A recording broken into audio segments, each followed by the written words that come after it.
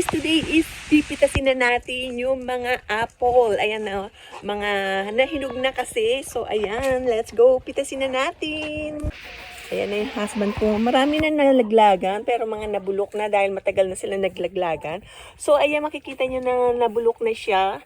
Kasi nga is lumalamig na. So maaga ngayon nahinog yung ating mga apple. Ayan. So, I think konti lang yung ating maaani kasi mga, ayan o, mga... Nasira na. Ayun, may malaki doon. Ayan. So, yan. Ito yung unang nailagay sa ating basket. Oh, yeah. Oh my God. Why? Yeah. Sabi ng husband ko, sana daw is kinuha namin ng maaga kasi nga is na bulok. Ayan o. So, maaga kayong nahinog yung ating mga apple. Ayan, makikita nyo. Ayun o, lalaki. Pero mga katabi niya is mga bulok na. No, ito, ang laki nito, guys. Ang bango niya. Ayan. Diba? Ayan, binigay na sa manok yung iba. Ayan, go. Ayan, abot ka. Kamay lang. Ayan, kinuha na rin namin yung mga maliliit pa kasi taglamig na. Ayun yung mga malalaki. Ayan. Ayan, mamimitas tayo ng apple. Ito mga abot kamay lang. Ayan, pitasin na natin. O, diba? Ayan. Ito pa yung iba. Ayun ang daming apple. Yan ang ating apple tree. Mga bulok yung ating dahil late na namin na ani. So nabulok na siya sa puno. Yes. Ayan o. Ang dami. Sayang. Ganda to. Ayan. Maganda. Perfect. Ito ako naman ang kukuha. Ayan. O, diba? Ayan yung husband ko, mas marami nakuhang sira. So maraming nabulok. Ayan, kinuha niya para ibigay niya sa mga manok. Ayan o, hagis niya lang doon. Ayan, parang konti lang ang aming makukuha ngayon. Ayan. Ayan pa, ang daming bulok o.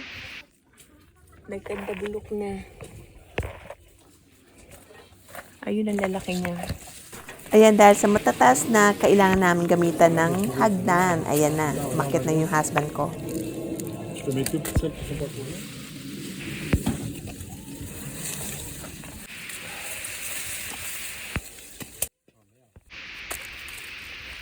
Ayan ang mga biyo. Ang lalaki niya dun.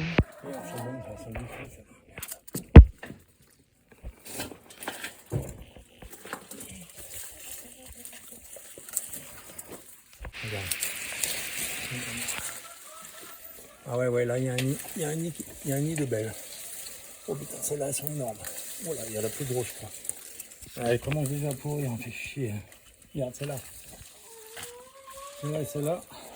Ang laki nito. Nag-start ng masira. Celle-là, non. Elle a accroché une pourrie. Ayan, mas marami ngayon ang sira at mga bulok na.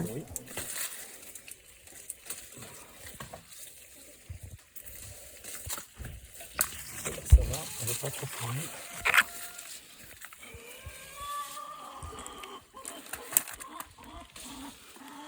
Elle est un peu pourrie, je pense, non? Lutuin ko lang namang kompot, guys. C'est parfait, pas pourrie. Je crois que c'est beaucoup pourrie, non? Hein? Ayan. Yan ang ating mga bio apple.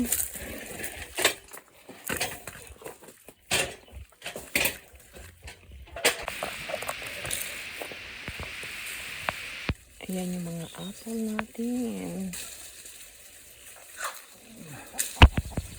Mon amour. Oo. So, konti lang yung naani natin, guys. Ayan, ang daming mga nabulok sa puno. Ayan. So, late na natin kasing naani. Ayan, kinakalaykay na ng husband ko yung mga nabulok. Kasi kapag natapakan, is madulas siya. So, ito lang yung ating naani. Ayan, kasi nga is nabulok na siya. Ayan. So, isang basket lang. Pero, pwede na. Gagawin ko lang, kahit na may mga sira pa siya, is gagawin ko lang naman compote. Tandaan nyo guys, kapag organic siya ay hindi mga perfect at mga medyo may sira. So, ayan ang ating apple. Ito na yung ating mga maaning apple. Ayan o. Malalaki siya. Ayan, pero isang basket lang. Ayan, yung ating basket ng apple. Ang bigat. Okay, let's go. Dali na natin. Ayan. Dito na lang po. Ating. Okay. So, ito na lahat yung mga napitas nating apple, isang basket lang. Di katulad last year, marami. Ayan ang ating basket ng apple. Ang bango. So, ito na yung ating mga napitas na apple. Ayan o, ang laki. Ang bango-bango. Ayan ang ating mga apple. Isang basket lang siya, guys. Okay, hanggang sa muli po. Ito po si Stella. Bisu-bisu! An apple a day keeps a doctor away. An apple a day keeps the doctor away.